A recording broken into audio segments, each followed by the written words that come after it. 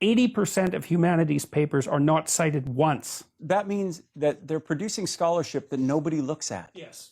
That even their friends don't look at. Ah, I do love me some pre-coma Peterson. Little PCP in the morning. Loves his mother, loves PCP. Meet Jalondra Davis, state-funded professor, scholar of mermaid studies, and a self-identified mermaid herself.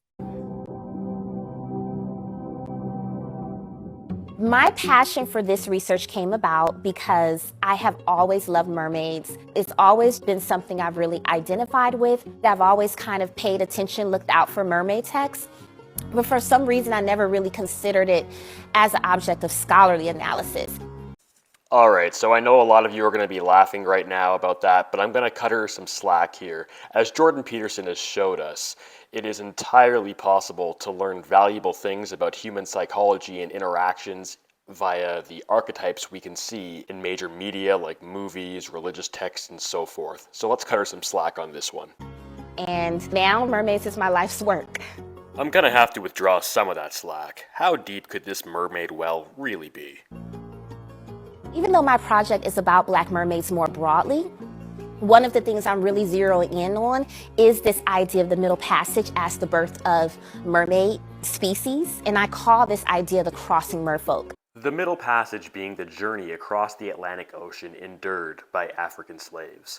And yes, she did just say that the mermaid species evolved during these involuntary cruises. In my next video, I will be reviewing a publication of Davis's in which she explores this record-settingly fast case of speciation. Dr. Davis was also nice enough to reply to my email asking about whether she actually believes in this narrative, and I'll tell you what she said. I'm really excited about this unit because we're talking about crossing merfolk, and this is the thrust of my book project. So we have a lot of people feel within Afrofuturism studies and within Black popular culture studies that there's too much trauma, that there's too much pain.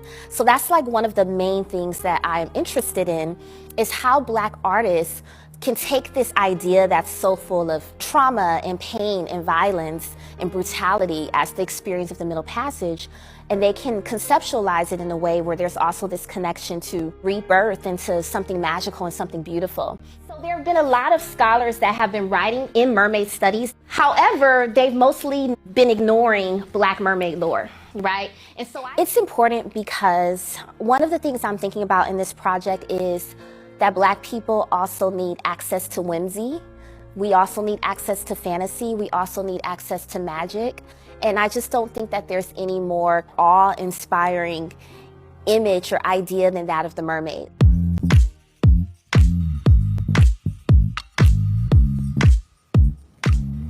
The early months of the pandemic, I was watching professional mermaid videos, and it was like stress relief.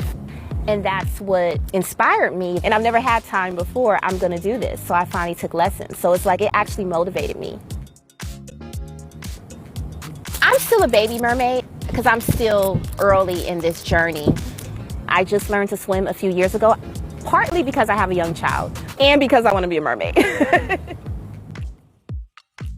I loved Disney growing up. I loved princesses. I loved fairy tales because for me as a little girl, that was kind of all you had in terms of female-centered, woman-centered stories. And even though there's more options now for young girls to identify with, I still think that it's important that all girls get to see someone who looks like them. The fact that these little girls are seeing it at this age, and like how would that expand their capacity for what is possible for them? I'm here for the little Black girls. That's who I'm excited for.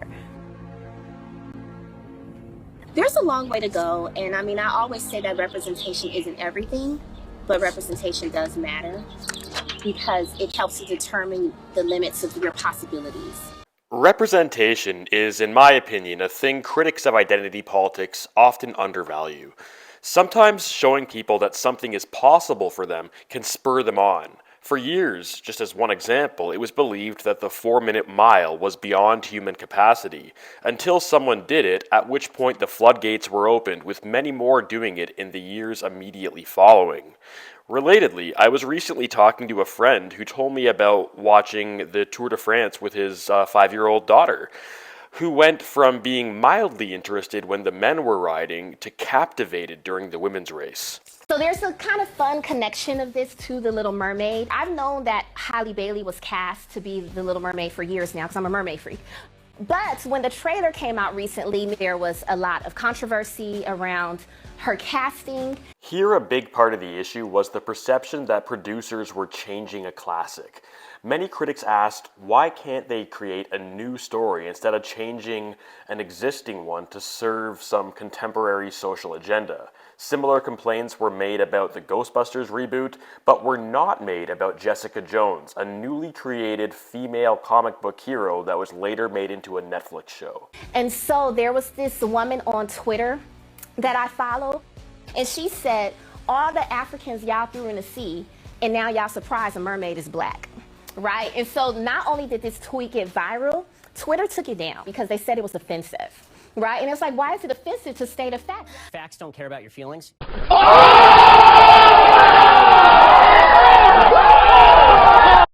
Okay, so clearly I'm having a little bit of fun here, but I'm also trying to be fair.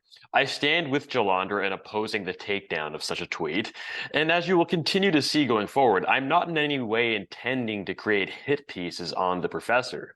She seems like a nice person, a fun person, a decent speaker, a hard worker, and she's even put out a book that, by my estimation, has probably outsold like 99% of books that have ever been put up on Amazon. So no small accomplishment there. But do I think that she deserves a professorship at this point? I don't. As I will get into in my next video, I don't believe that her work to this point merits the high esteem of professorship. And this isn't an insult by any stretch. Most people, myself included, do not have what it takes to be a professor in a legitimate field, which is to say, I do not believe that the academic waters within which she swims, identity-based, agenda-driven disciplines, reflect the sort of intellectual rigor, openness, or commitment to truth that the university institution is known for and champions, and indeed that I champion. I've recently put out a few videos arguing that the US and the West more broadly are very deep into the weak people creating hard times part of the cultural life cycle.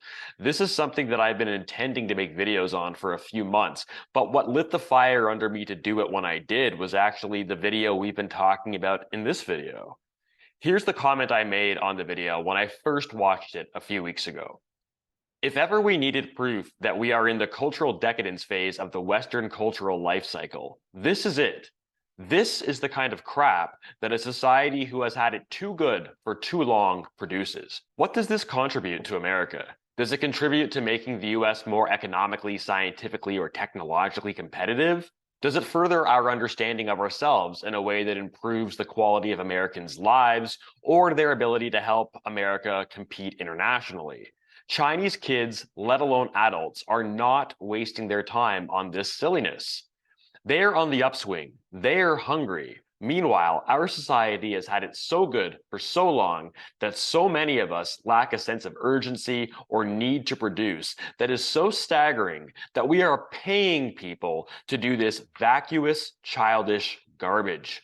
As you can see, I'm trying to be a lot less harsh in this video than I was in that comment. One of the problems with text-based online interaction is how easy it makes it to forget the person and to treat them in ways that do more harm than good, which is why I greatly prefer audio-video interaction to text. But if you're interested in the themes discussed in that comment, check out my videos on American decadence, which I will link in the video description. In my next video, I will be diving deeper into this mermaid's water. I will look at her publication record and show that it would be nowhere near sufficient to earn professorship in the discipline that I am most familiar with, academic psychology. I will also review what may be her top peer-reviewed publication, which, consistent with the Peterson clip that headed off this video, appears to have no citations. Right in that meaty part of the curve. Not showing off, not falling behind. I will demonstrate the paper's deficit of balance and surplus of skew, and its scientific illiteracy and historic blind spots. I will also both challenge and, on rare occasions, sympathize with aspects of her views on rationalism, science, and, as she puts it, other ways of knowing. I chose to review this article as it is one of the articles that she is actively promoting, and it's one of the articles within which she explores the idea of Black slaves becoming mermaids upon being thrown overboard of slave ships. I will also review the good that I found in this publication. While coming at things from a different angle, she managed to touch on things that have been discussed by esteemed social psychologist Jonathan Haidt. She also made oblique connections to undernoticed but hugely important biological and anthropological questions about the history of humanity and its relationship to the rest of the community of life on Earth. If you're a fan of Daniel Quinn and his book Ishmael, you may have some idea of what I'm hinting at. And lastly, I will tell you what she had to say when I asked her by email if she literally believes that Black slaves thrown overboard became mermaids. As I said to her in my reply to her very cordial reply to my inquiry, I would be happy to speak with her privately and or on a video like this publicly. She seems to be a nice person that I have serious disagreements with, but a nice person nonetheless. And if we are going to stop hating each other, we're going to have to start having better conversations. So in that vein, if you've made it this far and you support this sort of friendlier, more constructive discourse, let me know by subscribing, giving a like, leaving a comment, and if you think it's worth the time of anyone in your life, giving it a share. Maybe we don't all have to hate each other. Thanks.